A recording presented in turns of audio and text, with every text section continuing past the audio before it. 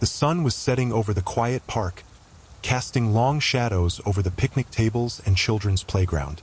The smell of grilled food wafted through the air, a mix of seasoned chicken and burgers sizzling on the grill. The Carter family was gathered, laughing and joking around as they celebrated the first warm weekend of the year. It was supposed to be a peaceful evening, a moment of relaxation and bonding. But that peace was about to be shattered. Kenny Carter, a 40-year-old father of 3, stood by the grill, flipping the burgers and checking on the ribs. His wife, Tasha, was nearby, setting up a small picnic table with paper plates and drinks. Their 2 kids, Jaden and Ava, were running around, their laughter carrying in the warm breeze.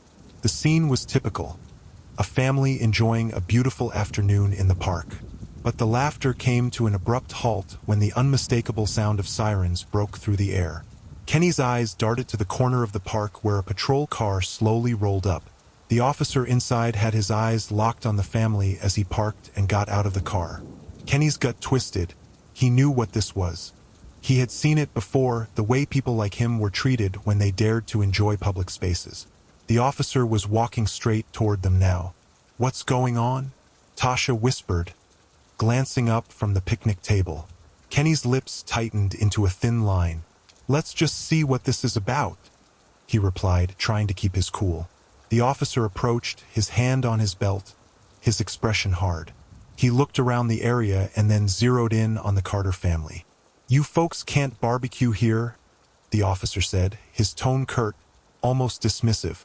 "This park is for general recreation, not cooking." Kenny stood up straight, trying to keep his voice steady. "We're just grilling some food. It's a public park. We're allowed to be here." The officer took a step closer, his eyes narrowing. "It's a public park, yes, but there are regulations. You need a permit for grilling. Didn't you see the signs?" He gestured vaguely to the park, but there were no signs in sight. "Permits?" Kenny asked, his voice rising slightly.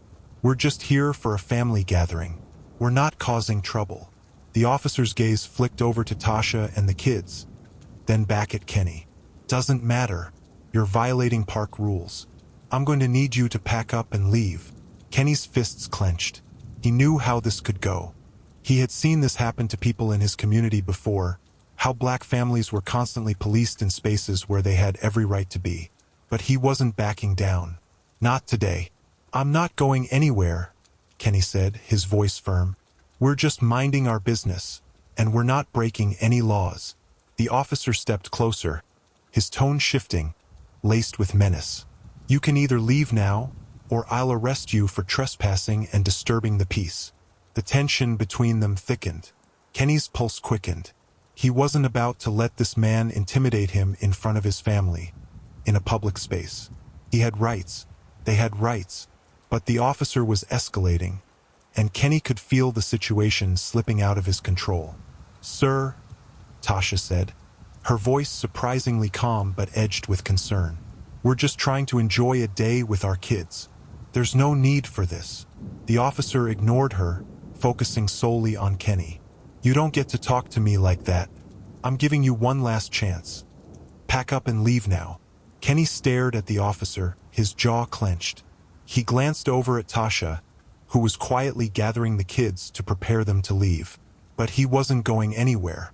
This was more than a simple grilling permit. This was about control. And it was time for him to show this officer exactly who he was. "I'm not leaving," Kenny repeated, his voice steady, yet unwavering. Before the officer could respond, the distant sound of another car approached. It was another patrol car, this one with tinted windows. Kenny felt a flicker of hope. Maybe this was it, his way out. The second car pulled up, and the officer inside stepped out. But when he saw the officer already interacting with the family, his eyes narrowed. He walked over quickly, his face hardening as he approached the officer harassing the Carters.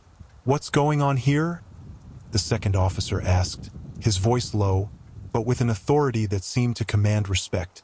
The first officer looked up, visibly rattled. "This family is grilling here without a permit. I've told them to leave, but they're refusing."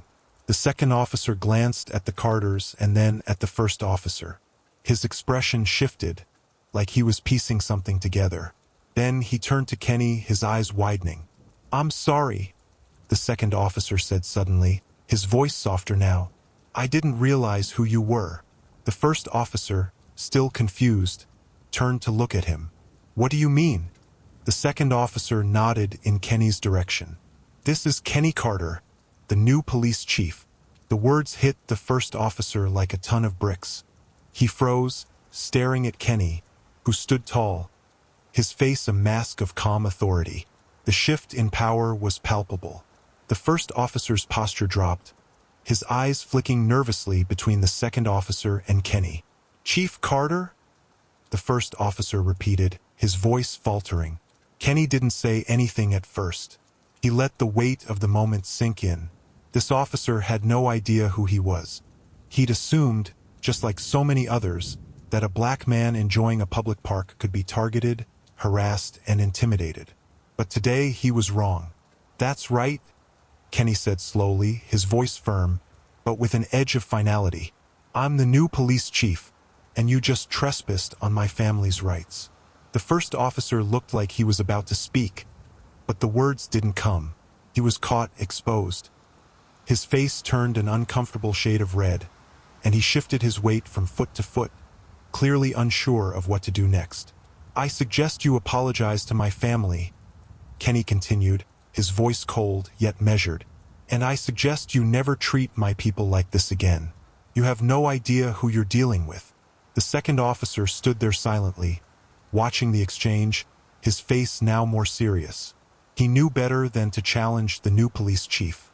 The first officer, realizing his mistake, stammered an apology, his voice shaky.